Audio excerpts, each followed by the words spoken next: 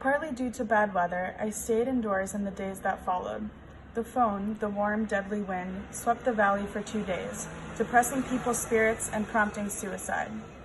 During that solitary time, I recalled the malevolent allusion that had been made to me by Dr. Sly Fox regarding an alleged diary that I kept at the bottom of a drawer and which I had perhaps forgotten. Could the devil know something specific about me, or had he perhaps hit the bullseye accidentally?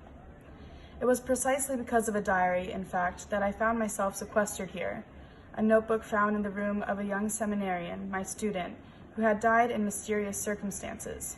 His name was Stefan.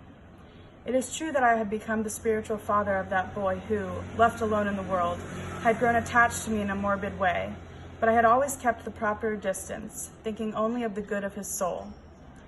It is equally true that his death had occurred just after a heated discussion on faith, and that on that occasion he had expressed his wish to leave this world, words to which I had not given much weight.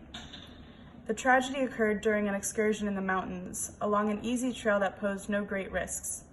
We'd left early in the morning, bound for a shelter at an altitude high above, but halfway there, given the approach of a storm, our guide had decided to turn back. Only upon our return did we notice the boy's absence. It was already dark, and we were not equipped to start searching for him. We hoped that Stefan had been able to find his way down on his own. Although it was the middle of summer, the nighttime temperature dropped quite a bit, but we were consoled by the fact that there was a sleeping bag in his backpack, capable of providing protection from the cold. The search began the following day at first light, and went on until evening, with no success. The next day, the area was scoured inch by inch, with the help of alpine rescue dogs as well. The hope that the boy might still be alive gradually began to shrink, until finally his body was found at the bottom of a ravine. When I was asked to identify him, I nearly passed out.